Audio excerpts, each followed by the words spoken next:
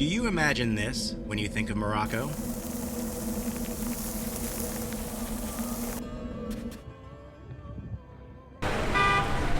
As we found out, there is a lot more. It's a little bit overwhelming in here. Morocco is a land of contrasts. The desert and the sea, the chaotic and the serene. It's a feast for the senses. Sights, sounds, smells, tastes, and even what you touch can feel at times overwhelming, but leaves you yearning for more. Truly one of the most spectacular buildings we've been in here. It's a country where shades of brown are everywhere, but it's also a country that is an explosion of color. It's a place that feels out of a movie. Are you not entertained?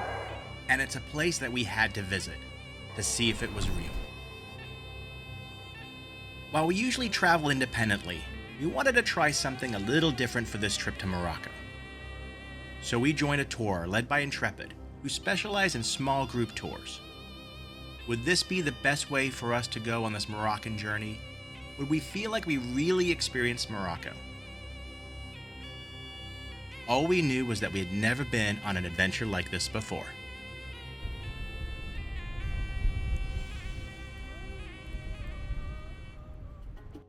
Our 13-day Morocco tour starts in Casablanca before visiting the capital city of Rabat and the former capital Meknes. We check out ancient Roman ruins before heading north to the Blue City, Shaan, and then to the spiritual and cultural heart of Morocco, Fes. We then leave the Medinas behind for the high Atlas Mountains, a night camping in the Sahara Desert, hiking in the Magoun Valley before visiting the Hollywood-famous city of Ait Ben Haddou and ending our trip in the ancient but modern city of Marrakesh. As we touched down in Morocco, we didn't know what to expect, and landing at night didn't help us get any bearings or idea of what was in store for us. We're in Morocco.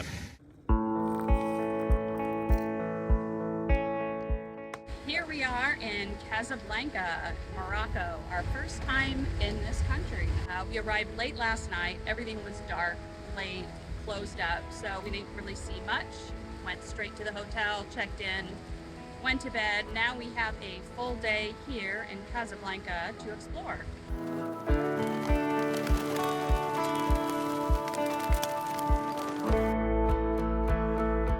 A little bit of English on the sign is the Ministry of Justice.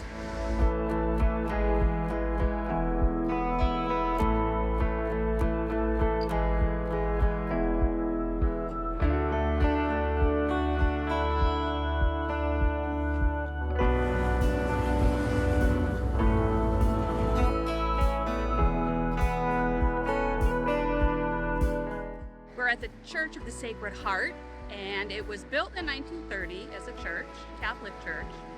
1956, it was stopped being used as a Catholic church when Morocco gained their independence, and now it's just used for different exhibitions.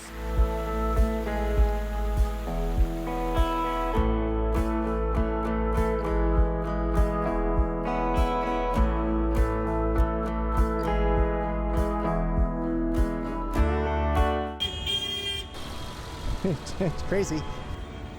These circles are insane. Cars just seem to zoom through. I don't understand the order of how things work, but they're just cars are coming and going through them. We ventured deeper into the center of Casablanca, heading towards the French-built modern Medina, the Habous.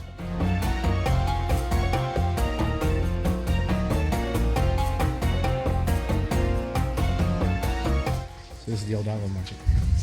It's pretty obvious, it's the old olive market.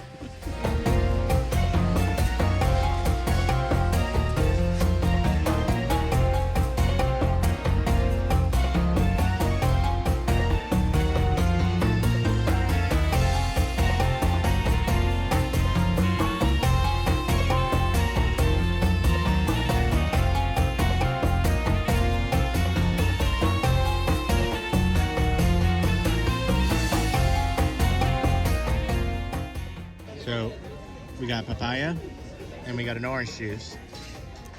And we tried the orange juice and it's really sweet and wonderfully fresh and costs $1.70. The papaya costs $1.80.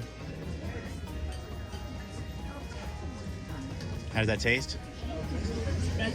It's really good. It's got a thicker consistency. It's almost like a smoothie without all the extra crap in it. Colder too, so I don't know if they put it in a blender or with some ice or something, but it's just chilled. It's really tasty and perfect on a hot day like today, walking around Casablanca. And then we got a little olive oil and cheese snack. It was already early afternoon and there was somewhere Ruth wanted to visit, so we jumped on a local bus and headed back across town.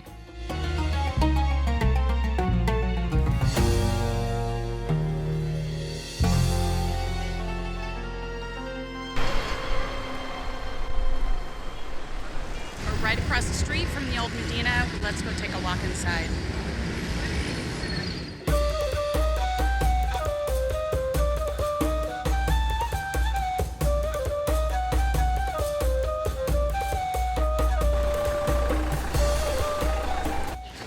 You know, you can really find pretty much anything here in the Medina. I mean, you got bakery stalls, butchers, any type of housewares, and you got carts everywhere. You got people on motorbikes. It's like a maze of little streets.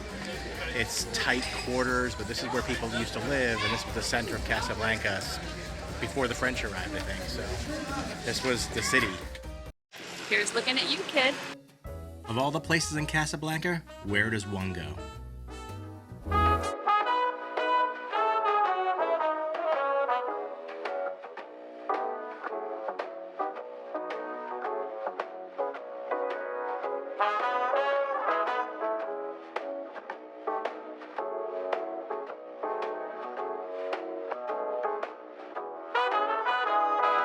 So when we came to Casablanca, we knew we had to come to Rick's Cafe. Yes, it's not the real one from the movie. It's a recreation, but it's still kind of fun. And Casablanca beer. And we got little bar snacks, like crispy crunchies, and they're pretty darn tasty.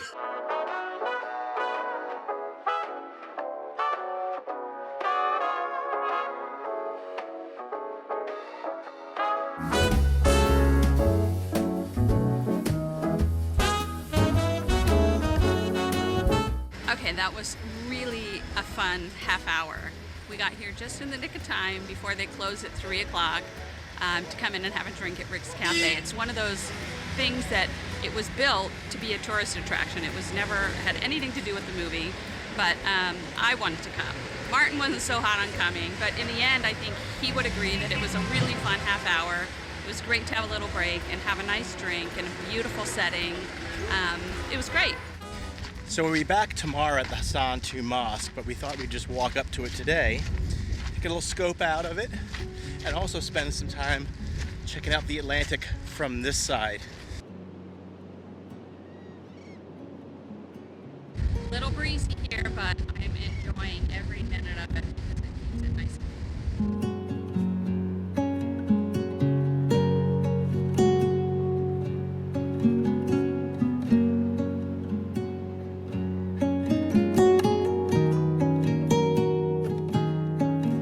It was getting late and we had to be back at the hotel for a mandatory group tour meeting at 6 o'clock. We met our tour leader, La, as well as the rest of the group, got a rundown of the tour itinerary, and ended the night with a group dinner. The next morning, it was an early start, as we had a lot to cover today.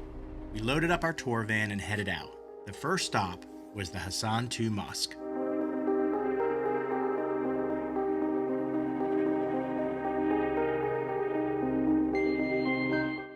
I can only imagine how many people this square holds. It is enormous.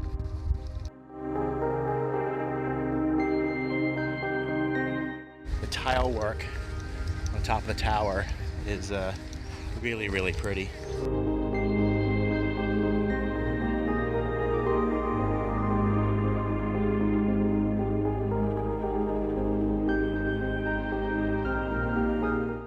Unlike other countries such as Turkey, non-Muslims are not allowed to visit mosques in Morocco.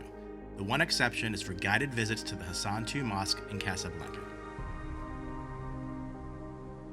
The patterns that you find in this mosque are super intricate. If you look at all of the details, it's just incredible.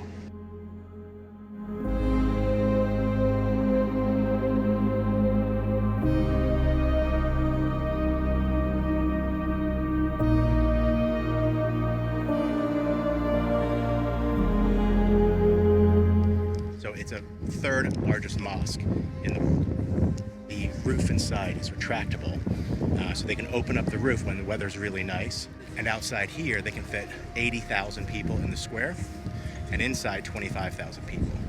5,000 women on the balcony level. It's incredibly detailed, and it's amazing that it looks old. But it started being built in the 70s? 80s. 80s. Back on the bus, we settled in for our 2-hour ride to the capital city of Rabat.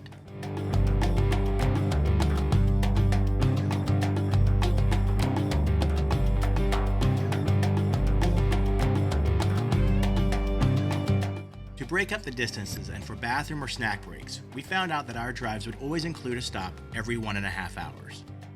I got some peanuts that are like cheese-coated peanuts.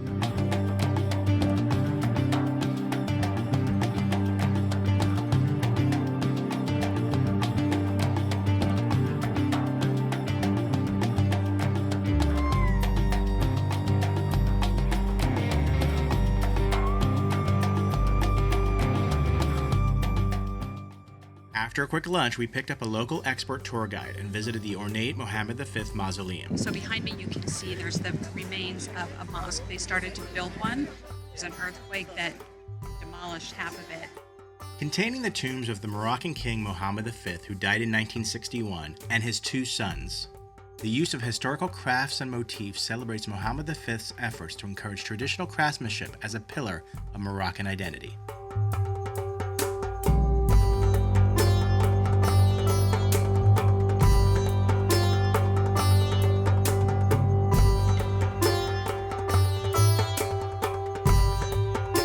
The other thing about the mausoleum was the roof was so beautifully decorated and lit. So with the lights, it looked like the night sky. With stars, it was beautiful. We then headed to the fortified section of the city, the Casbar. And there was only one thing to be said. We're gonna do the rock Casbar?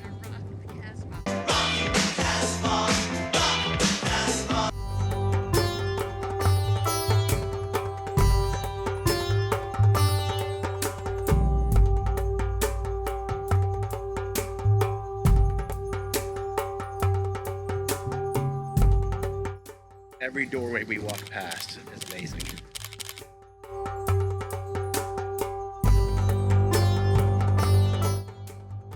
Moroccan version of Greece in terms of the white cities, the white walls. Instead of blue, you've got a lot of brown.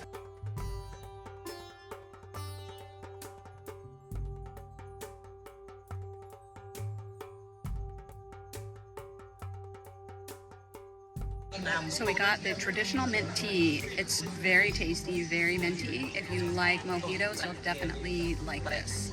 Except it's warm outside. I wish it were an iced tea instead of a hot.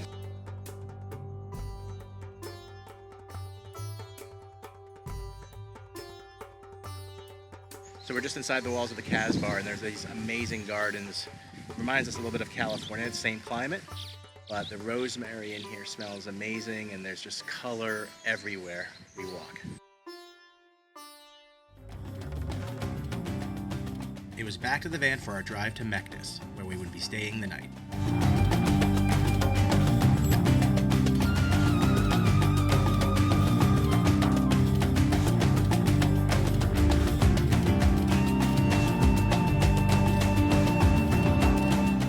We gathered with the rest of the group at the Rooftop Bar and spent some time getting to know each other a little bit more before a few of us headed out for a Moroccan barbecue dinner.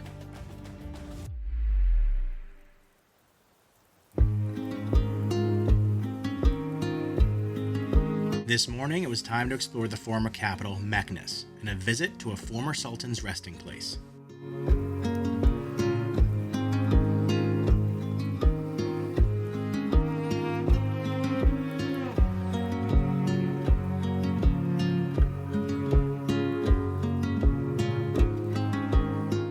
Interesting piece of modern art. Looks like a cannonball hit him.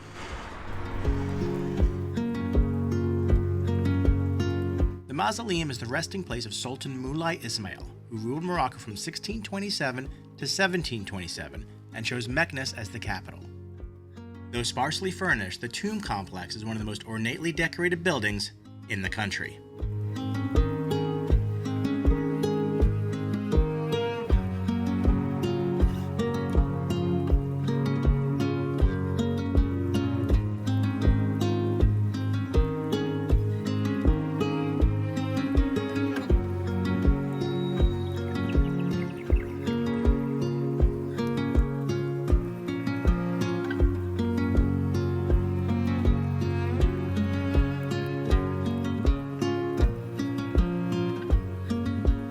Truly one of the most spectacular buildings we've been in here. This is unbelievably beautiful.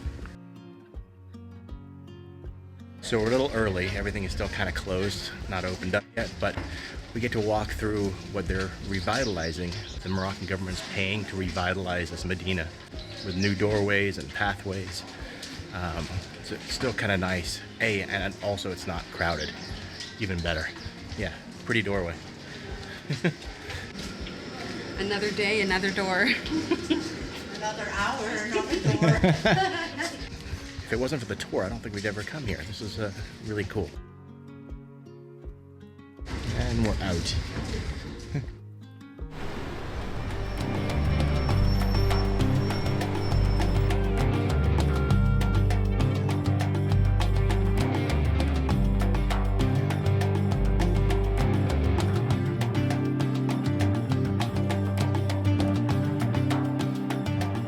Our main stop today was the ancient Roman colonial town of Volbilis. So we just arrived at Volbilis. We're going to check out some Roman ruins. Extended 42 hectares. Mainly excavated in the early to mid 20th century, it is a well-preserved Roman town known for its mosaics. So this was a Roman city up until 285 when it was abandoned by the Romans. And for 500 years, the Dark Ages really happened, except for it just fell into decay and got buried over. The hill there, that was the height of the land. 16 hectares out of 64 have been excavated, so a lot more to find.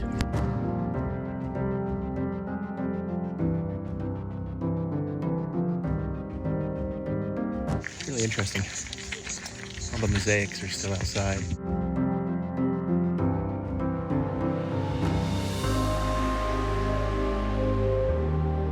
So fun fact, the Romans designed and placed their brothels next to the library so that men could say, they're going to the library, when in fact, they're going to the brothel. Pretty sneaky. We love ourselves some good old Roman ruins. Well, what's cool is everywhere we kind of been, but we come across Roman ruins. And it's always interesting to see how far the Roman Empire expanded out. We made our final drive of the day to the city of Shaan.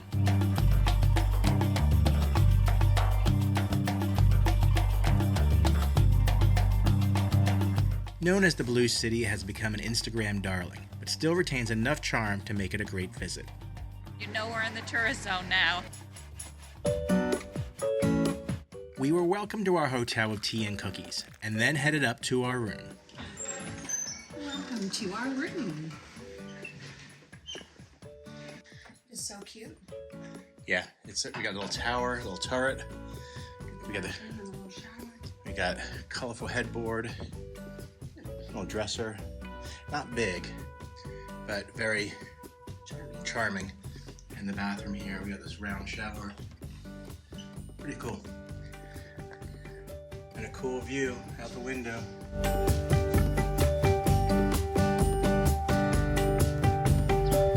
We're at the top of the hill and we got a great view of the entire city.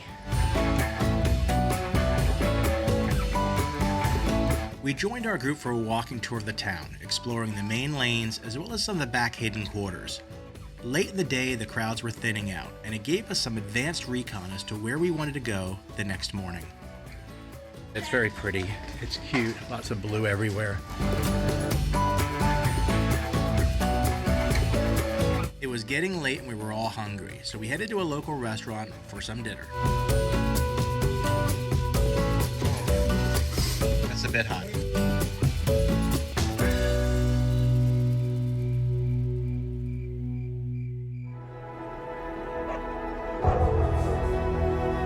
we know a place gets inundated with tourists and tour groups, we like to get up early and head out to have the town to ourselves.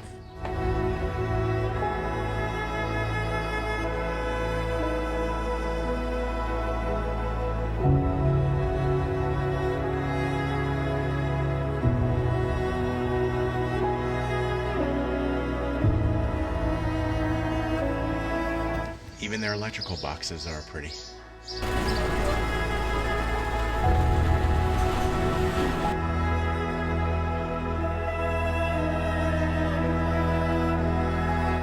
When this town is quiet, it's much nicer. When it's crowded, not so much. So get up early, and then you can walk around and have the town to yourself. Fixer upper, what do you think? Maybe not this time. Today our drive to Fez passed through some more amazing scenery. When thinking about Morocco, lush farmland is not what comes to mind. But our drive through the north showed us how diverse the Moroccan landscape truly is.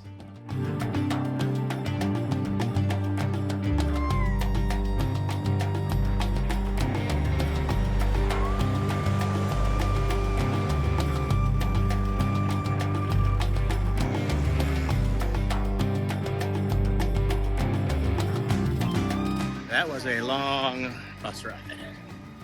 But we're now at the hotel here in Fez. Fez? Yes. We're gonna check in and go for a group dinner. Located down several dark lanes and passageways, and behind a nondescript door lies one of the jewels of the Medina, Restaurant Naran.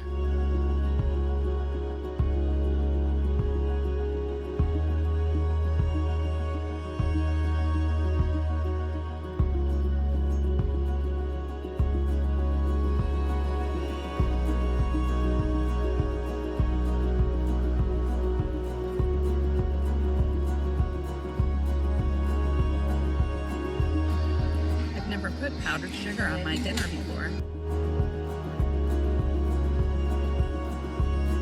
You get the sweetness of the powdered sugar and cinnamon. Sweet, savory. It's really good. Can you do it from the balcony? This is one of the most beautiful restaurants we've ever eaten.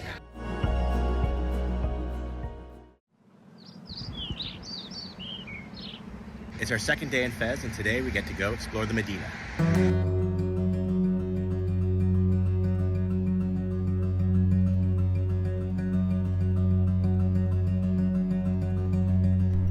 Fez? Yes.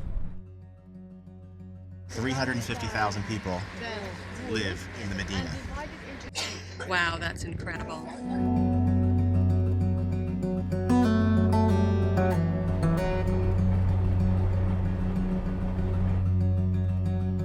So the Medina is 740 acres and has over 9,000 streets. It is huge.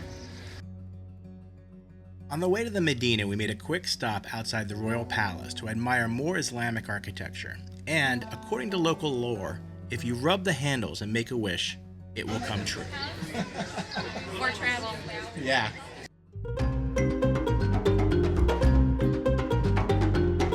A UNESCO World Heritage Site, the Fez Medina is the largest in the world and is a labyrinth of narrow streets, lanes, and alleys. Apart from plumbing and electricity, little has changed over the millennia.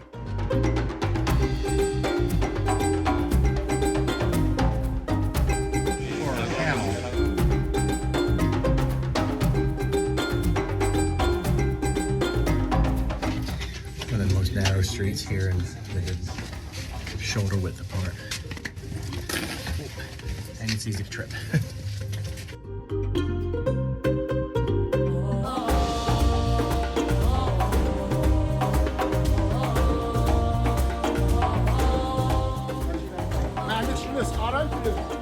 It's a little bit overwhelming in here.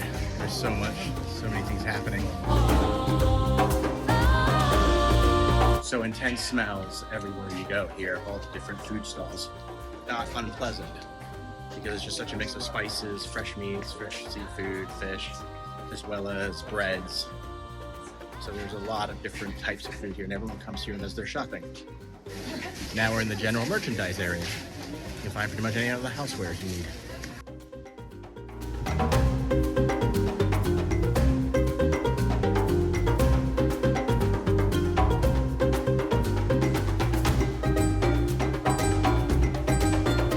walk through a market and you see so much of it actually being handmade, you really do know that it is local and not from China. You still have to look, but more often than not, it's going to be handmade and built and made right here. Hi, sweethearts. Aww. Different parts of the market have different functions. So this one is the tannery, but we went through the food shops, food stalls, and earlier we went through the vegetables and fruit. Now this is the tannery. Since the town was founded in the 9th century, tanneries have operated in Fes, and Kurara Tannery is one of the oldest. Numerous stone vats are filled with different colored dyes and others with a white liquid used to prepare the hides for dyeing. Second hardest job after coal mining. After dyeing, the hides are dried on the rooftops and then crafted into a range of products. Ruth? All right, what did you get? I got a bag. Lunch was another Moroccan feast at another beautiful restaurant in the heart of the Medina.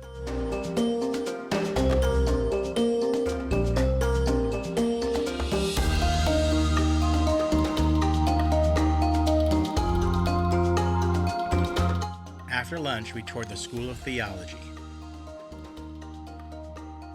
I said wow 3 times.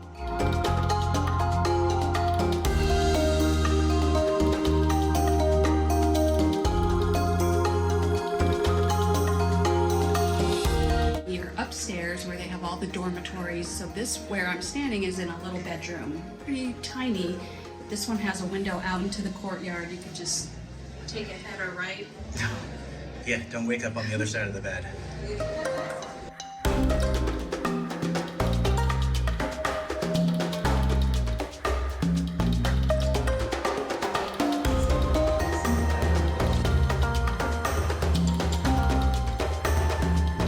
So on the rooftop of the Wood Museum, got a little outdoor terrace here where we can see the inner side of the Medina, but from the rooftops. You can see all the different towers, different buildings, as well as the mountains in the distance. Now we're in the clothing zone.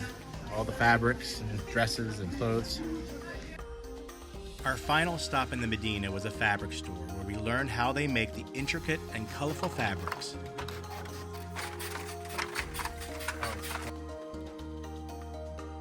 As our visit to the Sahara was yet to come, we needed to be properly outfitted.